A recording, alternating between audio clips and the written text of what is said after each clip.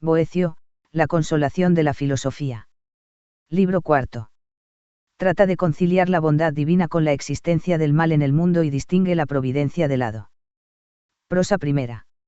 Una vez que la filosofía hubo terminado estos dulces y armoniosos cantos sin perder nada de la dignidad de su rostro ni de la majestad de su continente, llevado yo del dolor que me atenazaba el alma, la detuve cuando se disponía a continuar. 2. Oh tú, le dije, que anuncias la verdadera luz.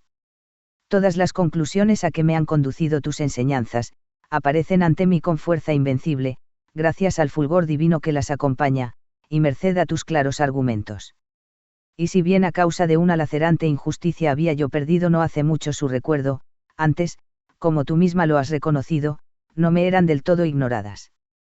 3. Pero lo que más me apesadumbra es que, aun cuando haya un ser supremo lleno de bondad, que todo lo gobierna, pueda existir y quedar impune el mal en el mundo, y ciertamente no dejarás de comprender lo extraño que he de considerar un hecho semejante. 4. Pero hay algo peor, mientras la perversidad sube y prospera, a la virtud no solo se le priva de recompensa, sino que se la ve a los pies de los malvados que, aplastándola, la condenan al castigo que solo el crimen merece. 5. Que esto suceda en el reino de un Dios que todo lo puede, que todo lo sabe y solo quiere el bien, es lo que suspende el ánimo y nunca se lamentará bastante. 6. A lo que ella respondió, sería horrible monstruosidad y causaría estupor sin medida, pensar como tú lo haces, que en la casa tan bien organizada del gran padre de familia se estimara lo más vil y se dejaran abandonadas las cosas de valor positivo. 7. Más no sucede tal cosa, porque si tienes presentes las conclusiones a que hemos llegado y las admites como verdad inconcusa, ese mismo Señor cuyo reino consideramos, te enseñará cómo la verdadera valía se encuentra entre los buenos, y que, por el contrario, el malvado es despreciable y bajo, que no hay vicios sin castigo ni virtud sin recompensa, que la prosperidad es la herencia de los buenos y el infortunio lo es de los malos. Sabrás muchas otras verdades que aplacarán tus lamentos y te darán inquebrantable firmeza. 8. Ya has visto en qué consiste la verdadera felicidad, tal como te la he mostrado. Ahora, tras unos preliminares que considero necesarios, te enseñaré el camino por el cual podrás volver a tu propia mansión. 9. Daré alas a tu espíritu para que se eleve hasta las cumbres, y disipada toda inquietud, retornarás sano y salvo a la patria, guiado por mis consejos, siguiendo mi camino y conducido por mis cuadrigas. Metro primero. Pues yo tengo raudas alas que saben penetrar los cielos, y si de ellas se reviste el espíritu ágil, mirará con desprecio el odioso mundo terrenal, franqueará la esfera del aire infinito, dejará tras sí las nubes, subirá más alto que las llamas que en su rápido movimiento aviva el éter, llegará a la región de las estrellas, unirá su carro al de Febo, y hecho soldado de Marte, el astro deslumbrador, acompañará en su giro al viejo planeta helado, Saturno, al que seguirá donde quiera se ilumine la noche, hasta que, terminada su carrera, abandone las alturas celestes cabalgando sobre el rápido éter, en posesión segura de la luz sagrada. Allí ostenta su cetro el Rey de los Reyes, desde allí sujeta las riendas del mundo, e inmutable en sí mismo, dirige su alado carro en el esplendor de su majestad. Si algún día llegares a aquellos lugares después de haber hallado el camino que has olvidado y ahora buscas, gozoso exclamarás, sí, lo recuerdo, esta es mi patria, de la cual salí un día, y en la que para siempre me quiero quedar. Y si desde allí vuelves los ojos a la tierra que dejaste, contemplarás los tiranos del destierro, ante quienes, por su torva mirada, tiemblan los pueblos que gimen en la desgracia. Prosa segunda. 1. Dije yo entonces, oh, qué grandes cosas prometes. No dudo de que puedas realizarlas, pero ya que me has despertado a esta nueva luz, no retardes tus pasos y llévame pronto a ella. 2. Primeramente has de considerar, continuó la filosofía, que el poder y la valía están en los buenos, y que los malvados no tienen fuerza ninguna.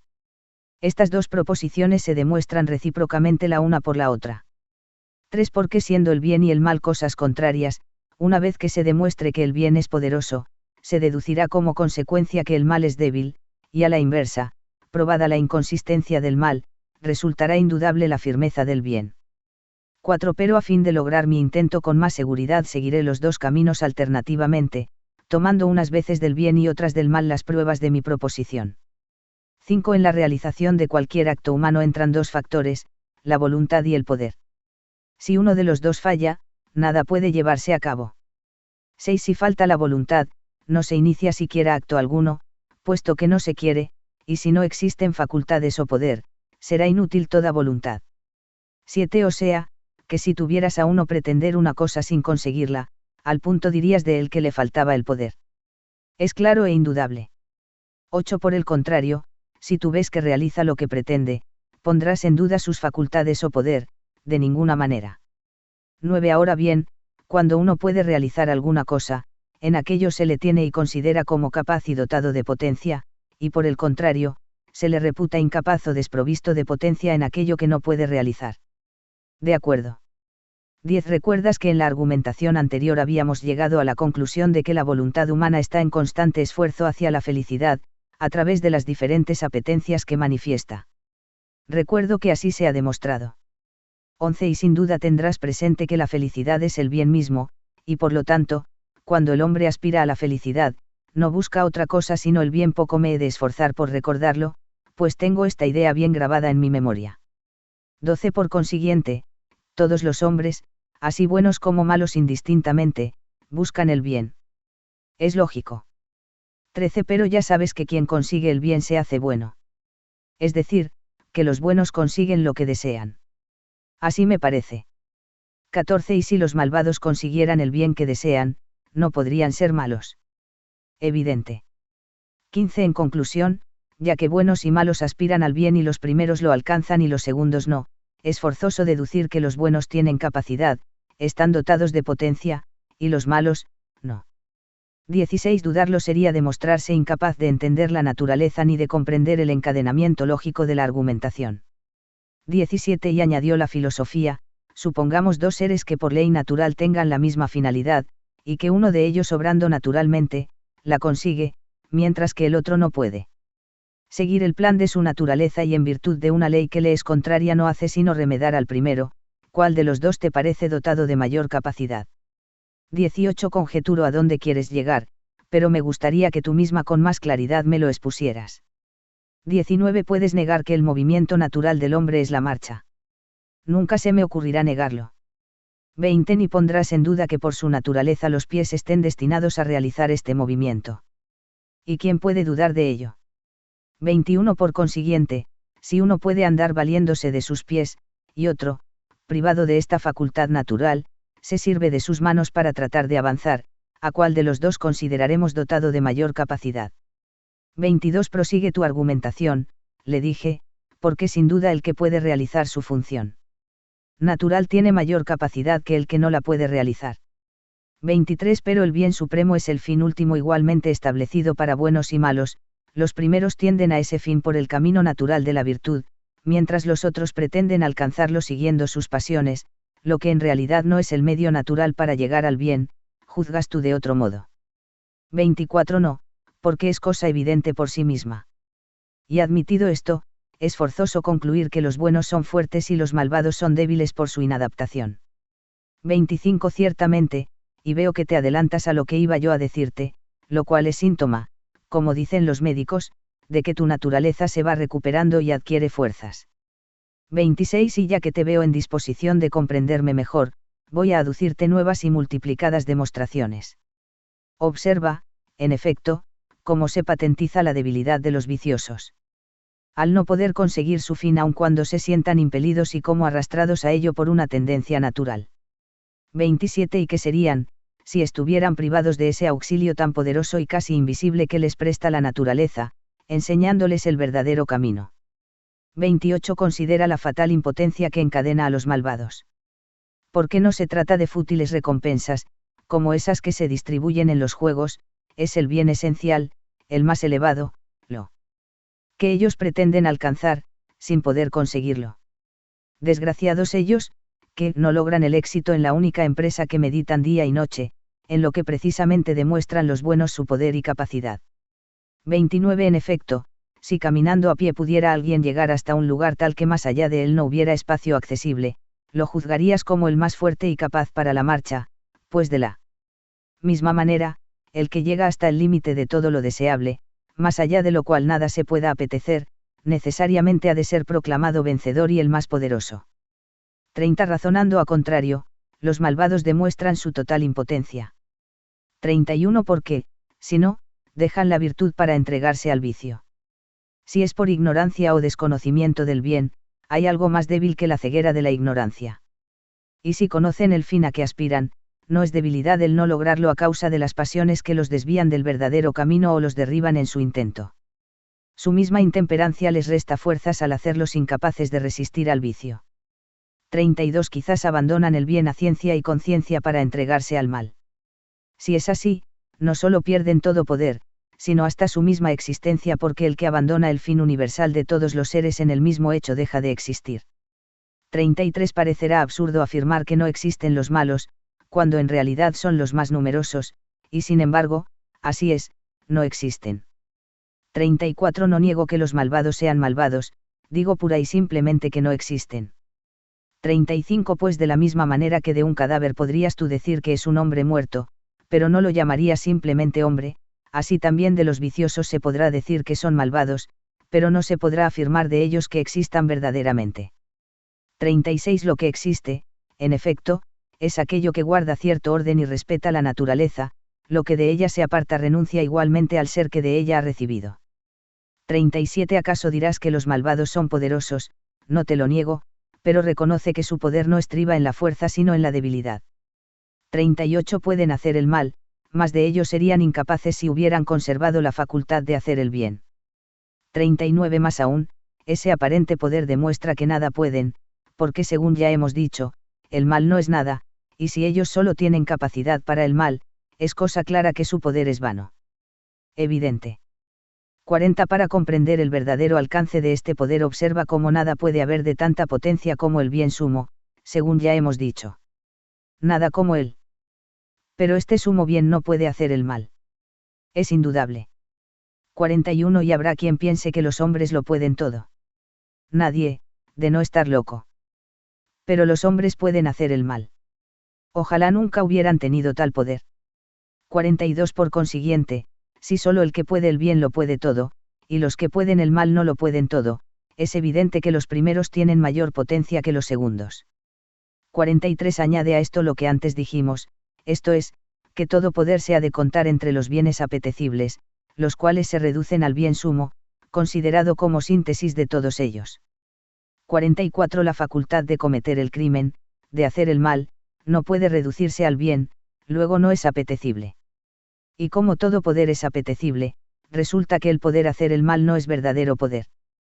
45 Lo que acabo de exponerte demuestra con claridad y sin sombra de dudas cuán grande sea el poder de los buenos y cuánta la flaqueza de los malos, y a la vez, la profunda verdad de aquella sentencia de Platón: solo los sabios pueden hacer lo que quieren, los malvados podrán satisfacer sus gustos, pero nunca llegarán a cumplir sus verdaderos deseos. 46 Hacen, en efecto, cuanto les agrada, imaginando así alcanzar el bien que apetecen en aquello que les deleita, pero jamás logran ese bien, pues la maldad no puede conducir a la felicidad. Metro segundo. Si a esos reyes que veis encumbrados en el trono, deslumbrantes con el esplendor de la púrpura, cercados de armas terribles, de feroz aspecto amenazador, respirando la cólera que anida en sus corazones, los despojarais del vano aparato que los envuelve, veríais cómo a pesar de llamarse soberanos, arrastran pesadas cadenas. Por un lado la codicia los atormenta con su insaciable veneno, por otro, flagela su espíritu el aluvión de una rabia desenfrenada, unas veces el pesar los atenaza y agota, otras, es una esperanza incierta la que los tortura, todos son tiranos, a los que ha de servir un solo hombre, que evidentemente no podrá hacer lo que quiera, dominado como está por tantos crueles señores. Prosa tercera. 1 No ves, pues, el fango en que se revuelve la maldad y la luz con que resplandece la virtud. Claramente comprenderás con esto que al bien siempre llega su premio como al vicio su castigo. 2 Porque con razón se puede considerar que la recompensa de una acción está en el mismo objeto por el cual ésta se emprendió, así, los que corren en el estadio ven su premio en la corona que anhelan. 3 Y como ya hemos demostrado que la felicidad se identifica con el bien, por causa del cual se hace todo en el mundo, resulta que el bien es la recompensa común, establecida para todo acto humano. 4 Pero el bien es inseparable de los buenos, porque no podría llamarse bueno al que de él careciera, luego la conducta virtuosa alcanza la recompensa que merece. 5 Podrán irritarse los malos cuanto quieran, mas no por eso se marchitará ni caerá la corona de los buenos, porque la maldad ajena no puede amenguar la gloria del hombre honrado. 6. Si éste se jactara de honores recibidos de fuera, fácilmente podría arrebatárselos cualquiera, el mismo que se los hubiera tributado, pero siendo su recompensa la propia virtud, solo la perderá cuando deje de ser virtuoso. 7. Por último, puesto que el premio se busca en el sentido de que es un bien, no se podrá pensar que carece de premio el que por ser bueno está en posesión del bien. 8. ¿Y cuál es su recompensa? La más hermosa y grande entre todas, recuerda aquel corolario importantísimo que te demostré hace poco, y a base de él razona. 9. Si la felicidad es el bien mismo, es cosa clara que los buenos, por el mero hecho de serlo, son felices. 10. Y habiendo probado que todo el que es feliz se ha convertido en Dios, es indudable que los buenos tienen una recompensa que nunca perecerá, que ningún poder humano disminuirá y ninguna perversidad oscurecerá, a saber, llegar a ser dioses. 11. Siendo esto así, el sabio no puede dudar de que es inevitable el castigo de los malvados, por ser el bien y el mal contradictoriamente opuestos, como el castigo y el premio, es forzoso que al premio del bien corresponda como contrapartida el castigo del mal. 12. Luego, si los hombres honrados tienen como premio su misma honradez, los perversos tendrán como castigo su propia perversidad. Y todo el que sufre un castigo sabe que soporta un mal. 13. Por lo tanto, si los malvados se juzgan a sí mismos con imparcialidad, podrán creerse libres de todo castigo, viendo que no solamente están alcanzados sino profundamente corroídos por su perversidad, lo que constituye el mayor mal de los males. 14. Considera ahora el castigo que arrastran los malos, en contraposición de la recompensa de los buenos. Poco te enseñé que todo lo que existe es uno y que todo lo que es uno es bueno, de donde se desprende que todo lo que existe es bueno. 15. De esta suerte, todo lo que se aparta del bien deja de ser. Luego los malvados dejan de ser lo que antes eran. Fueron hombres, como lo revela también el aspecto de su cuerpo, por consiguiente, al entregarse a la maldad han perdido su naturaleza humana. 16. Y como únicamente la honradez puede colocar a un hombre por encima de los demás, forzosamente la maldad que lo aparta de su naturaleza, lo sitúa por debajo de todo lo que constituye valores humanos, luego aquel que se ha dejado transformar por el mal o por el vicio no puede ser considerado como hombre. 17. El que se ha hecho ladrón, arde en codiciosos deseos de los bienes ajenos, más que hombre parece un lobo. 18. Otro, no da reposo a su lengua con los 1000 pleitos que provoca, desasosegado y altivo, bien lo puedes comparar con un perro. 19. Aquel otro bribón se goza en las rapiñas que ha podido cometer gracias a su disimulada astucia, es un zorro. 20. Este ruge de ira, impotente para dominar su cólera, se diría que tiene corazón de león. 21. Uno, perezoso y flojo, se estremece ante peligros imaginarios, como el ciervo. 22. A otro lo ha vetado en su estupidez la molicie, vive como los asnos. 23. Hay quienes, no de otra suerte que las aves, ligeros e inconstantes, cambian continuamente de gustos. 24. Al que ves sumergido en el fango de pasiones vergonzosas e inmundas. Tenlo por esclavo del placer que deleita al cerdo repugnante. 25. Así, pues, todo el que abandona la virtud deja de ser hombre, e incapaz de llegar a ser un dios, se convierte en bestia. Metro tercero. Las velas de Ulises y los bajeles de su flota dispersa por el mar vense empujados por el Euro hacia la isla en que habita la bella diosa Circe. Ella, al ver huéspedes desconocidos, les prepara vasos encantados. Su mano conoce las virtudes de las plantas y ha logrado transformar de 1000 maneras a los forasteros, uno ha tomado el aspecto de jabalí, otro, convertido en león de Mármara, ve cómo le crecen los dientes y las uñas, que se transforman en garras, este, que ya se cuenta entre los lobos, va a llorar y aúlla, aquel, hecho tigre de la India, merodea tranquilo por entre las viviendas. En vano el dios alado de Arcadia, apiadado del jefe de los navegantes al que agobian 1000 calamidades, lo ha liberado del castigo de Circe, los labios de sus remeros han tocado ya los vasos funestos y, convertidos en cerdos, abandonan el pan de Ceres para ir en busca de las bellotas, todo lo manchan, ya no les queda ni la voz ni la forma del cuerpo. Solo el espíritu queda inmutable y gime aprisionado por la fuerza del embrujo. O mano débil y ligera. O plantas de escaso poder, que si transforman los cuerpos son incapaces de llegar al corazón. La energía del hombre está en lo interior, escondida en el retirado alcázar de su alma. Los venenos más temibles, los que hacen al hombre salir de sí mismo son los que penetran en su interior, y sin dañar a su cuerpo, se ceban encarnizados en su mente vulnerada. Prosa cuarta. 1. Dije entonces a la filosofía, lo comprendo, con razón se dice que el vicioso quizá conserva exteriormente la forma humana, pero en cuanto a su condición moral no es más que una bestia, más quisiera que estos espíritus sombríos y criminosos no pudieran ensañarse en las gentes de bien, para causar su ruina. 2. No pueden hacerlo, como demostraré oportunamente, pero si momentáneamente se vieran privados de este poder aparente, su castigo sería mucho más llevadero. 3. Porque, en efecto, y esto te parecerá increíble, los malvados son necesariamente más desgraciados cuando llegan a realizar sus intentos que cuando se ven privados de satisfacer su pasión. 4. Pues si es lamentable tener el deseo del mal, lo es más todavía disponer de facultades para realizar el mal deseo. 5. Y así, puesto que a cada instante acompaña su desgracia, es forzoso concluir que los malvados son atormentados por triple infortunio, porque primero desean, después se sienten capaces, y por último cometen el crimen.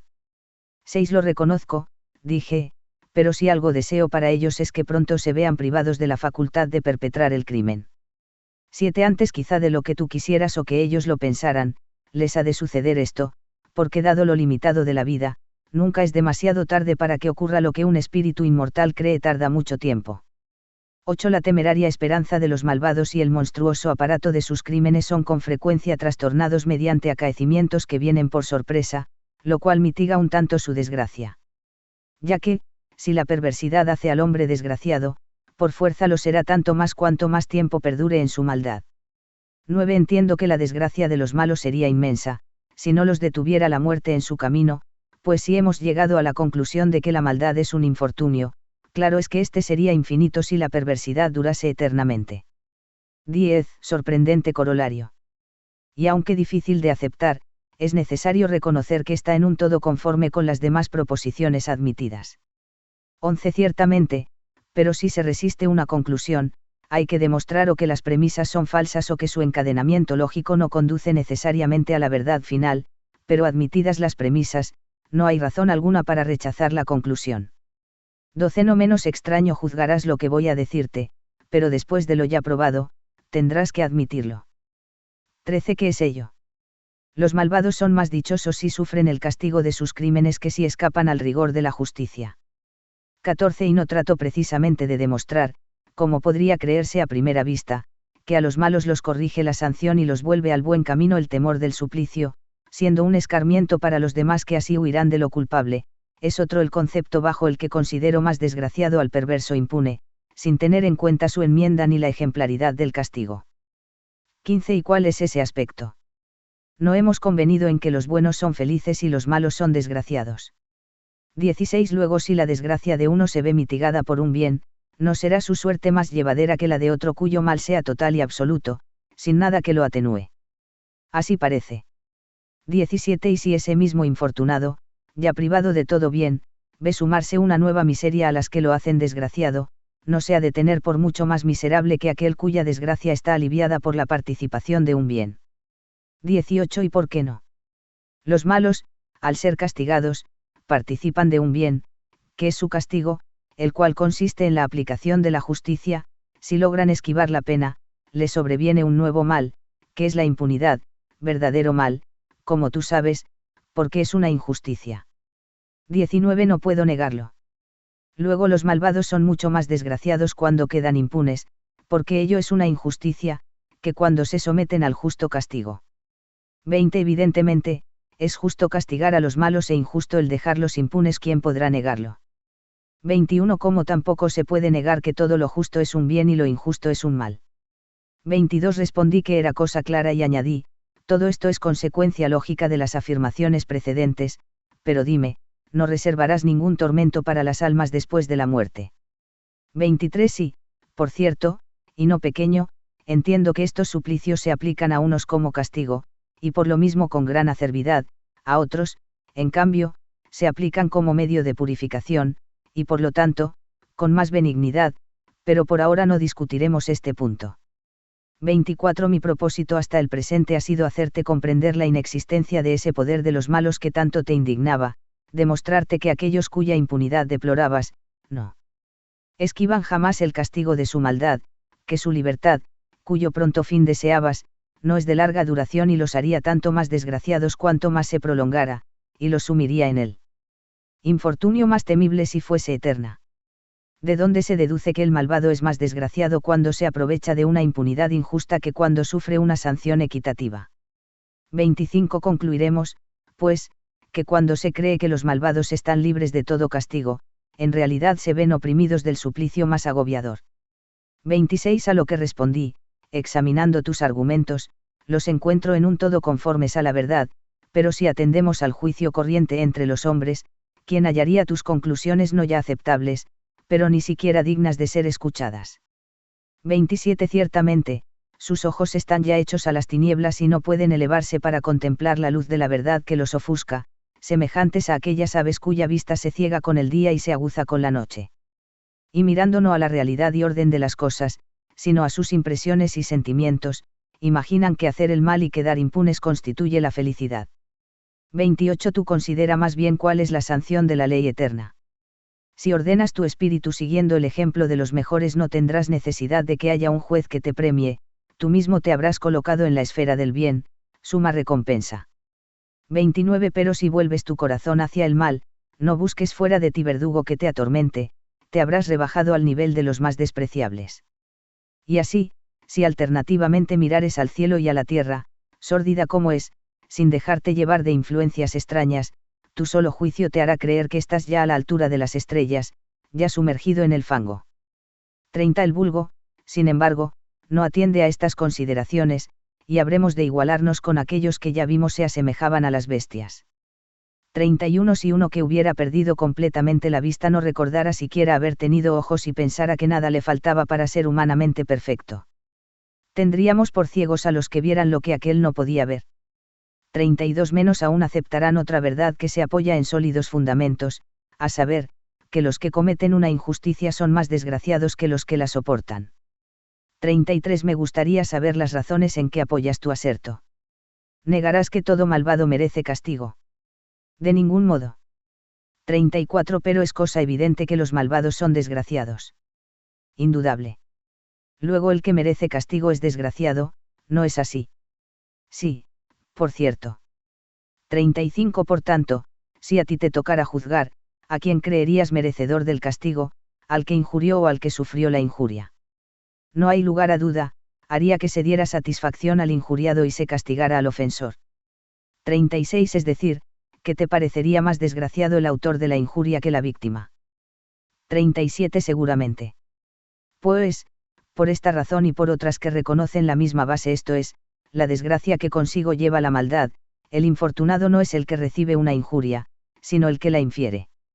38. No obstante, los abogados proceden al contrario, porque procuran mover a los jueces a favor de los que han sufrido ofensa grave, cuando en realidad es más digno de compasión el culpable, el cual debería ser tratado con clemencia y dulzura por los acusadores y no con indignación, presentándolo ante el tribunal como un enfermo ante el médico, a fin de que el castigo lo librara de su dolencia moral. 39. De esta suerte, la actuación del defensor sería menos apasionada, y en todo caso, para ser útil de alguna manera se limitaría a la mera acusación. 40. Y por lo que al malvado se refiere, ten presente que si a través del velo que nubla sus ojos pudiera atisbar el valor de la virtud que ha abandonado y comprender que se libraría de la mancha del vicio sometiéndose al castigo, con lo que en compensación recobraría su honradez. No le parecería rigurosa ninguna pena, rehusaría la ayuda de sus defensores y se pondría sin temores ni reservas a disposición de jueces y acusadores. 41. Por eso los sabios no pueden concebir el odio, a los buenos nadie sino un loco puede aborrecer, odiar a los malos no es en manera alguna razonable. 42. Ya que si la perversidad es en cierto modo una enfermedad moral, bien así como la parálisis es una enfermedad física, y a los que sufren una enfermedad física no los odiamos sino los compadecemos, con mayor razón debemos tener lástima de los malvados lejos de perseguirlos, pues su espíritu se ve oprimido por el mal, cosa mucho peor sin duda que cualquier dolencia física. Metro cuarto. ¿Por qué os esforzáis en provocar tantos trastornos, precipitando con vuestra propia mano los pasos del destino? Buscáis la muerte sin daros cuenta de que por sí sola se os acerca sin detener jamás la carrera de sus alados caballos. Los que sienten la amenaza de los dientes de la serpiente, del león o del tigre, del oso o del jabalí, contra sí mismos desenvainan su propia espada. ¿Acaso provocan los hombres luchas inhumanas, guerras feroces, buscando los unos la muerte de los otros, solo porque son sus costumbres diferentes u opuestas? Nada podría justificar semejante barbarie. Si tú quieres dar a cada cual lo que se merece, ama a los buenos, que eso es justicia, y ten compasión de los malos. Prosa quinta.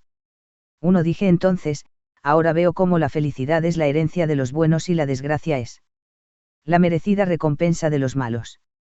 2. Pero en lo que llamamos azares de la fortuna parece que el bien y el mal están entremezclados, porque no hay hombre prudente que prefiera el destierro, la miseria, la ignominia a una vida de esplendor en su patria, rodeado de honores, abundando en riquezas y respetado por su poder. 3. Porque la sabiduría se desenvuelve con más decoro e influencia cuando el gobernante hace partícipe de su bienestar a los pueblos que le han sido confiados, al paso que la prisión y demás penas impuestas por las leyes parecen más bien destinadas a los ciudadanos peligrosos, en vista de los cuales fueron escogitadas. 4. Por eso me admira profundamente ver trocados los papeles, que a los buenos alcance la sanción del crimen y a los malos se reserve el premio de la virtud. Querría me explicases la razón de confusión tan injusta. 5. No sería tan grande mi estupor si supiera que este desorden del universo lo determina el azar a su capricho. Lo que me asombra sobremanera es saber que a pesar de todo lo que vemos, hay un Dios que gobierna el mundo. 6. Porque, en efecto, si bien a veces otorga dichas a los buenos y da pesares a los malos, lo cierto es que de ordinario somete a los primeros al rigor de duras pruebas y, en cambio, escucha los votos de los segundos, en estas condiciones, en que se diferencia del azar ciego y caprichoso. Esto quisiera me dilucidaras. 7. No es de extrañar, dijo, que este aparente desorden se presente a los ojos del mundo como temerario y confuso, siendo desconocida la razón de su existencia. En cuanto a ti, por más que ignores el plan del universo, séate suficiente saber que es bueno el supremo autor y rector de lo creado, y por lo tanto, debes estar persuadido de que todo sucede conforme a una norma que de suyo es buena. Metro quinto. El que no sepa que la constelación de Arturo se mueve con lentitud alrededor del polo, quien ignore la causa de que el boyero conduzca lentamente su carro sin apresurarse a hundir sus luces en el océano, y, en cambio, acelere su salida por la mañana, admirará sin comprenderla la ley que rige las altas esferas de los cielos. Si el disco de la luna palidece al invadirlo las sombras de la noche y si después de ocultar las estrellas con la luz de su frente, Febe las descubre de nuevo al eclipsarse la ignorancia hace conmoverse a los pueblos, que llenan el aire de lamentos al compás de los golpes de sus címbalos. Nadie admira que el soplo de coro azote las costas con mugientes olas, o que moles inmensas de nieve endurecidas por los fríos, se ablanden bajo los ardientes rayos de Febo.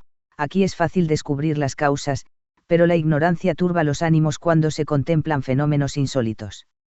Las cosas que solo acaecen raras veces o que súbitamente se manifiestan, provocan el estupor del vulgo, fácilmente impresionable. Si desapareciera la nube oscura de la ignorancia, dejarían de tenerse por prodigios cosas que despertaron la admiración. Prosa sexta. 1. Tienes razón, dije, mas ya que es tu oficio el revelar las causas de hechos inexplicables y descubrir a plena luz razones envueltas en tinieblas, manifiéstame sin reservas cuál es tu juicio porque estoy verdaderamente desconcertado ante tal espectáculo. 2. Ella, sonriendo por unos instantes, añadió, me propones la cuestión quizá más fecunda, que difícilmente se podrá agotar.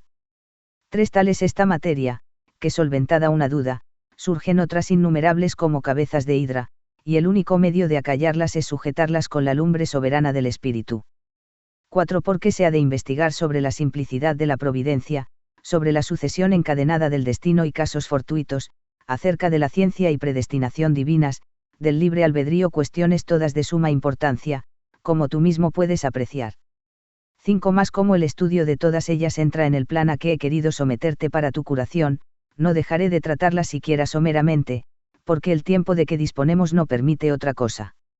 6. Si acaso te deleita la música de los versos, reprime tu gusto mientras expongo mis argumentos en el orden debido como quieras. 7. Entonces, como si quisiera desarrollar nuevos principios, continuó, toda generación, toda evolución en los seres sujetos a diferentes cambios, como cualesquiera transformaciones, proceden en su origen, en su ordenamiento y en sus diversos aspectos, de la estabilidad de la inteligencia divina. 8. Ella, retirada en el alcázar de su simplicidad, determina la ordenada multiplicidad de formas en el desarrollo de los seres. Considerado este ordenado plan con respecto a la unidad de la divina inteligencia, se llama providencia, considerado con relación a los hechos que provoca y regula, los antiguos lo llamaron destino. 9. Que providencia y destino no son la misma cosa se comprenderá claramente examinando con los ojos del espíritu la esfera de influencia de cada una. Porque providencia es la razón divina en sí misma, que residiendo en el supremo principio universal, todo lo dispone, mientras que el destino, inherente a todos los seres mudables, regula sus manifestaciones y es el nexo por el cual la providencia relaciona todas las cosas, situándolas en su propio lugar. 10. La providencia, en efecto, abarca todos los seres, por muy diversos que sean y aun en número infinito. El destino, en cambio, los distribuye en sus movimientos determinando sus lugares, formas y tiempos, de suerte que el desarrollo temporáneo de este plan visto en su unidad por la divina inteligencia, es lo que llamamos providencia, y ese mismo conjunto realizado y concretado sucesivamente, se dice destino. 11. Cosas ambas, providencia y destino, que aun siendo diversas, se relacionan mutuamente porque el orden del destino depende de la simplicidad de la providencia. 12. Pues de la misma manera que el artífice, concebida en su espíritu la obra que va a plasmar, realiza en sucesivos momentos lo que su mente contempló en una idea simple, así. También Dios, obrando con su providencia, regula dentro de la unidad y estabilidad cuanto ha de suceder, y por el destino lo verifica diversificado en tiempos y formas. 13. Por consiguiente, ya sea que el destino se realice por la acción de ciertos espíritus divinos al servicio de la providencia, o que el plan de los acontecimientos sea debido al alma del mundo, o a la naturaleza que pone en acción todos sus elementos, o al movimiento de los astros en el cielo, o a una potencia angélica, o al fecundo ingenio de los demonios, o a alguna de estas fuerzas en particular o a todas en general, lo cierto es que la forma determinada y simple de los acaecimientos y de las cosas, es la providencia, mientras que destino es el nexo en el movimiento y desarrollo sucesivo del plan simplicísimo cuya ejecución ha dispuesto la divinidad. 14. En forma que todo aquello que está sujeto al destino depende igualmente de la providencia, incluso el mismo destino, pero hay cosas que estando por encima de éste, solo se rigen por la providencia, son las que, próximas a la divinidad, mantiénense en inconmovible estabilidad. 15. Pues de la misma manera que entre todas las esferas que giran alrededor de un mismo eje la más interior participa en mayor grado de la unidad e inmovilidad del centro común, viniendo a formar con él una sola cosa, al paso que la más externa se ve arrastrada en un movimiento circular muy amplio recorriendo un espacio tanto mayor cuanto más alejada está del centro, esencialmente uno e indiviso, y al modo que todo lo que se une con tal centro necesariamente escapa de la complejidad y dispersión que el movimiento supone, así también cuanto más se aleja un ser de la inteligencia suprema más implicado se ve en las redes del destino, y por el contrario, cuanto más se acerca a aquella tanto más libre se ve de éste. 16. Y si llegara a tener la estabilidad del Supremo Espíritu, libre de todo movimiento, se vería por encima de las leyes fatales del destino. 17. Lo que el raciocinio es para la inteligencia, lo que es la criatura con respecto al ser por esencia, lo que es el tiempo a la eternidad y el círculo al centro, eso es el desarrollo evolutivo del destino con respecto a la providencia. 18. En virtud del nexo que establece el destino se ponen en movimiento el cielo y los astros, él es el que regula la acción de los elementos entre sí, y que, imponiéndoles cambios sucesivos, les hace tomar formas diversas, él renueva todos los seres a través de la muerte y del nacimiento, asegurando una evolución progresiva en animales y plantas. 19. El mismo nexo envuelve los actos y la suerte de los hombres con indisoluble conexio de causas, que forzosamente serán inmutables como la inmutable providencia en donde tienen su origen.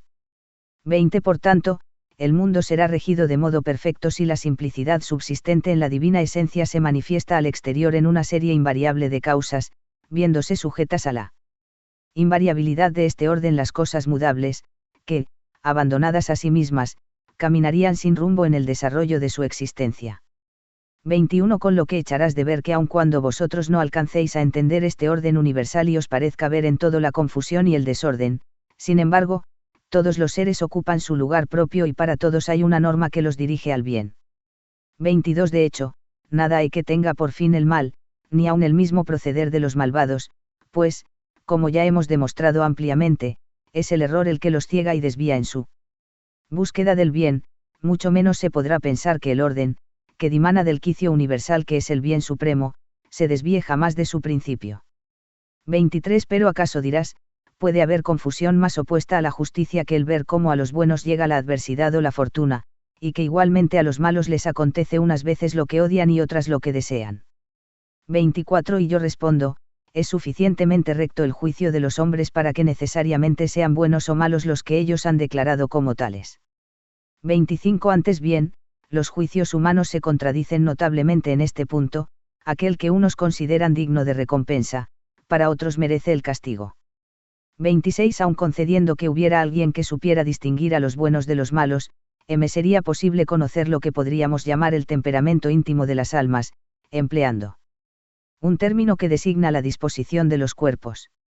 27. Igualmente se admira el que no conociendo las causas, no sabe por qué a unos les va bien lo dulce y a otros lo amargo, aun estando todos sanos, porque unos enfermos se curan con medicamentos suaves y otros los necesitan más fuertes.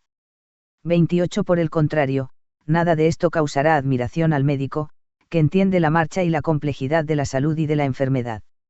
29. Ahora bien, ¿en dónde radica la salud de las almas sino en la virtud? ¿Cuál es su enfermedad sino el vicio? ¿Y quién es el único que puede conservarlas en el bien y apartarlas del mal, sino Dios, supremo rector y médico de las almas? 30. El cual, contemplando al mundo desde la atalaya de su providencia, conoce lo que a cada uno conviene, y se lo otorga. 31. Y en esto consiste lo maravilloso de la economía del llamado destino, que un ser con omnímodo conocimiento ejecuta lo que a los ignorantes deja estupefactos. 32. Ateniéndose solo a lo que la humana razón puede alcanzar acerca de la insondable divinidad, te diré que tal vez quien tú consideras justísimo y celosísimo de la equidad, es muy diferente a los ojos de la omnisciente providencia. 33. Si la causa de los vencedores agradó a los dioses, Catón consideró mejor la de los vencidos, como lo recuerda nuestro amigo Lucano. 34. En consecuencia, cuanto vieres que en el mundo sucede, aunque sea contrario a lo que tú esperabas, va dentro del recto orden de las cosas, y solo a tus conceptos limitados debes atribuir el que te parezca todo una confusión causada por el mal. 35. Demos por supuesto que exista un hombre tan moral y perfecto que unánimemente lo tengan por tal los juicios de Dios y los de los hombres, quizá es de carácter tan débil que si le sobreviene un contratiempo, abandone la virtud que no le ha permitido conservar su felicidad. 36. En tal caso, la sabia providencia mirará compasiva y rodeará de favores a aquel a quien la desgracia podría hacer malo, y así le evitará el que tenga que sufrir lo que no podría soportar. 37. Otro parecerá ser el hombre honrado y virtuoso por antonomasia, un santo, muy próximo a Dios, tal vez la providencia juzgará conveniente que a éste no lo visite el infortunio, y que ni siquiera sufra enfermedad corporal. 38. Pues, como ha dicho alguien de más autoridad que yo, el cuerpo de los hombres santos ha sido edificado por las potencias celestes. 39. Con frecuencia, sucede también que a los buenos se confiere el poder supremo, con el fin de reprimir los abusos de los malvados. 40. A otros, la providencia destina una mezcla de felicidad y de infortunio, según la condición de sus espíritus, unas veces los hiere, para que una prosperidad prolongada no los adormezca, otras, permite que se vean duramente atenazados por la desgracia, para robustecer su virtud con el ejercicio y la paciencia. 41. Unos se muestran excesivamente tímidos frente a una desgracia que podrían soportar, otros miran con desdén cosas que no podrían sufrir, la providencia los conduce a todos a través de diferentes pruebas hasta que lleguen a conocerse a sí mismos. 42. Hay quienes con una muerte gloriosa han adquirido renombre imperecedero, otros, inquebrantables en medio de los tormentos, han demostrado que la virtud verdadera no se doblega por el sufrimiento. Nadie podrá dudar que tales cosas sucedieron conforme a una norma rectamente prevista y en provecho de los mismos que dieron semejantes ejemplos. 43. El hecho de que los malvados se vean ya colmados de satisfacciones, ya diversamente contrariados, tiene la misma explicación. 44. Nadie se extraña de contemplarlos en la desgracia, porque en realidad se la han merecido, y a la vez su infortunio puede servir para enmendarlos y para que otros se aparten de las sendas del crimen. La felicidad aparente que los tales disfrutan es para los buenos elocuente lección que les dice cómo deben pensar de una dicha que tantas veces está a disposición de los perversos. 45. En este particular, Considera también providencial el que las riquezas vayan a parar a manos de individuos que con ellas pueden hacerse mejores, pues son tan altivos y orgullosos que, de sufrir la pobreza, se precipitarían en los crímenes. 46 Mientras que, sintiendo su conciencia manchada por la culpa y gozando del bienestar de la fortuna, temerán perder aquellas ventajas, con eso cambiarán de conducta y por fin abandonarán los senderos del mal. 47 A unos llevó a una ruina merecida su mal adquirida bienandanza, a otros se ha dado el poder de castigar, para prueba de los buenos y sanción de los malvados. 48 Porque así como no hay pacto ni acuerdo entre buenos y malos, estos entre sí tampoco llegan a una inteligencia. 49 ¿Y cómo podría ser de otro modo, si, destrozadas sus conciencias por el vicio, no están conformes consigo mismos y muchas veces hacen lo que quisieran no haber hecho?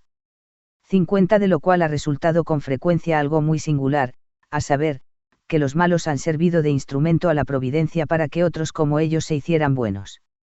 51 Pues creyéndose víctimas de la injusticia por parte de los más perversos, otros malvados enardecidos en el odio de aquellos, se han acogido a la virtud para que no se los confundiera con los peores.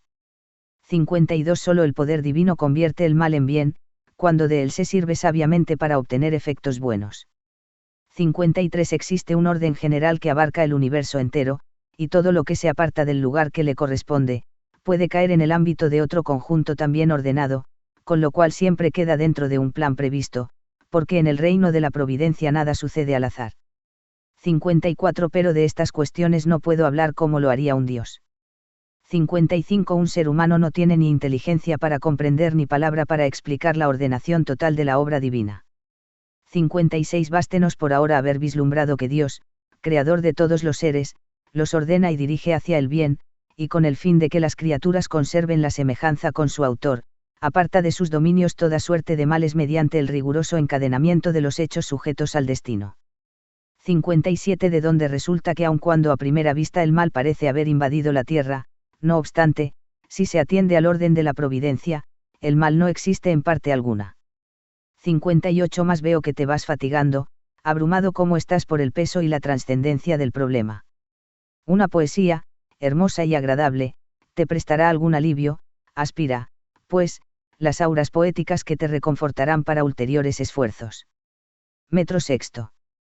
Si quieres conocer plenamente las leyes que ha establecido el que en los cielos gobierna el trueno y la tempestad, contempla las alturas del firmamento. Allí, leales a su antiguo y justísimo pacto, los astros se mantienen dentro de la más perfecta armonía.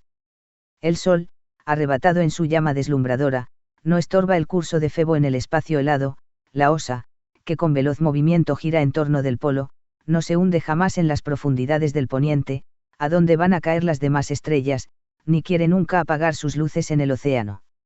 Siempre regular, la estrella de la tarde anuncia las sombras de la noche, y el lucero del alba precede al día bienhechor. Recíproco amor renueva el eterno curso de las estrellas, en aquellas luminosas regiones no se conoce el odio de la guerra. Esta concordia dispone los elementos con arreglo a leyes justas, la humedad oportunamente deja el paso a la sequedad, el frío se alía con la llama para que el fuego sutil se eleve en los aires, y las tierras se hundan arrastradas por su peso. Por idénticas causas, el año, con el tibio calor de la primavera se viste de flores que exhalan su perfume, en el ardiente estío madura los frutos de Ceres, en el otoño muestra la exuberancia de sus frutos y en el invierno se anega en copiosas lluvias. Esta sucesión armoniosa sostiene y desarrolla cuanto en el mundo vive, y ella misma después arrebata y sepulta toda existencia y la hace desaparecer con el hálito de la muerte. Entre este fluir de las cosas, el Creador, sentado en su excelso trono y empuñando las riendas del universo, lo dirige como su soberano Rey, dueño y Señor, ya que Él es fuente y principio, ley y norma de toda justicia. Imprime movimiento a los seres, dando firmeza a los vacilantes, en su hora a todos los detiene para atraerlos hacia sí, pues si no encauzara su impulso, haciéndolos entrar en las órbitas que les fijara, las cosas que así mantienen orden estable, se aniquilarían, alejadas de su origen. Hacia Él se dirige el amor de todos los seres, todos anhelan unirse con Él. Sumo bien, fin universal, pues no pueden subsistir sino a condición de refluir, conducidos por el amor, hacia la causa que les dio el ser. Prosa séptima. 1 Y ahora. Alcanzas a deducir las consecuencias de cuanto dije. ¿Cuáles? 2. Toda fortuna es buena siempre. ¿Cómo es posible? 3. Escucha, ya que toda fortuna tiene por objeto recompensar a los buenos o ejercitarlos, o por el lado contrario, castigar o enmendar a los malos, forzosamente es buena porque es justa o al menos útil. 4. Tu demostración es muy exacta y se apoya en sólidas razones, según lo que antes me has dicho acerca de la providencia y el destino. 5. Pero con todo y si no te parece mal, tu afirmación puede calificarse de inaceptable y contradictoria, como otras de las que anteriormente has expuesto. 6. ¿Y por qué? Porque si alguna cosa se oye con frecuencia es que muchos se quejan y dicen que han tenido mala fortuna. 7. De manera que, tú quieres que nos acomodemos al modo de hablar del vulgo para no dar la impresión de que hemos perdido el contacto con el género humano. Como quieras. 8. Admites que sea bueno lo que aprovecha. Lo admito. 9. Aprovecha la fortuna que ejercita o enmienda. Sí, aprovecha. 10. Luego es buena. ¿Por qué no? Pues esa es la fortuna de los que conociendo y practicando la virtud, luchan con las adversidades, y apartándose del mal, siguen el camino del bien. No lo puedo negar. 11. Y la buena fortuna que llega como premio a los buenos el vulgo la considera mala. No, al contrario, la declara muy buena, como en realidad lo es. 12. Y por último, cree el vulgo que es buena la fortuna, cuando con aspereza trata a los malvados. 13. De ningún modo, y la tiene por la mayor desgracia que se pueda imaginar. 14. Pues procede con cautela, no sea que siguiendo la opinión vulgar vengamos a parar a resultados contradictorios e inaceptables. ¿Cuáles pueden ser? 15. De todo lo que anteriormente hemos sentado como cierto se desprende que los que poseen, practican o adquieren la virtud tienen siempre buena fortuna, cualquiera que ella sea, por el contrario, siempre es mala para aquellos que viven en los vicios.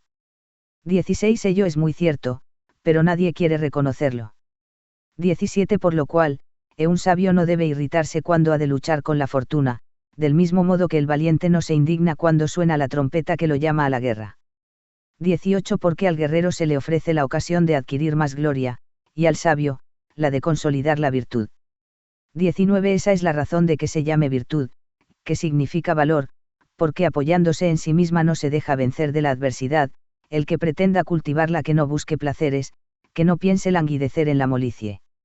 20. Vuestro corazón debe sostener una lucha sin tregua contra la fortuna, cuando tratáis de seguir la virtud, si es buena, para no dejaros seducir por ella, si es mala, para que no os haga perecer. 21. Poned en juego todas vuestras fuerzas para manteneros en el justo medio, todo lo que sea quedaros más atrás o ir más allá de lo debido, es dejaros perder la felicidad sin alcanzar el premio de vuestro esfuerzo. 22. De vosotros depende cuál haya de ser vuestra fortuna, aun cuando os parezca mala, no olvidéis que ejercita o corrige o castiga. Metro séptimo. Con una guerra de 10 años y sembrando de ruinas la Frigia, el vengador hijo de Atreo castigó el rapto de la mujer de su hermano. Mas a fin de que la escuadra de los griegos pudiera franquear los mares, compró los vientos al precio de su propia sangre, y despojado de su corazón de padre, revestido de improvisado y funesto sacerdocio, ofreció a los dioses el cuello de su desgraciada hija. El héroe de Ítaca lloró la pérdida de sus compañeros que un monstruo, Polifemo, oculto en su inmenso antro, había engullido en su vientre, el cual, sin embargo, furioso por haber perdido la vista, trocó en lágrimas el regocijo de su festín. La gloria fue la recompensa de los duros trabajos de Hércules, domó a los altivos centauros, arrebató la piel del feroz león de Nemea, con flecha certera mató las aves del lago Estinfalo. Cargada su mano de oro, se apoderó de los frutos que guardaba el dragón de los 100 ojos, arrastró al cerbero atado con triple cadena, victorioso robó a Diomedes sus yeguas y a él lo puso para que éstas lo devorasen, hizo perecer a la hidra destruyendo en las llamas su veneno, hizo que Aqueloo, después de manchar su frente, hundiera su rostro en las aguas de un río que llevó su nombre, derribó a Anteo en las arenas de Libia, gracias a Hércules, Evandro pudo saciar sus iras en la persona de Caco, los hombros del héroe que debían sostener al mundo fueron manchados con la espuma de un jabalí, su último trabajo fue sostener el cielo con su cabeza sin doblar la cerviz y el cielo fue el premio de este supremo esfuerzo. Vosotros, los que sentís en vuestra sangre el ardor de los valientes, caminad por la senda elevada que surcaron tan magníficos ejemplos. ¿Por qué huís cobardemente? Triunfad sobre la tierra, que en el cielo veréis la recompensa.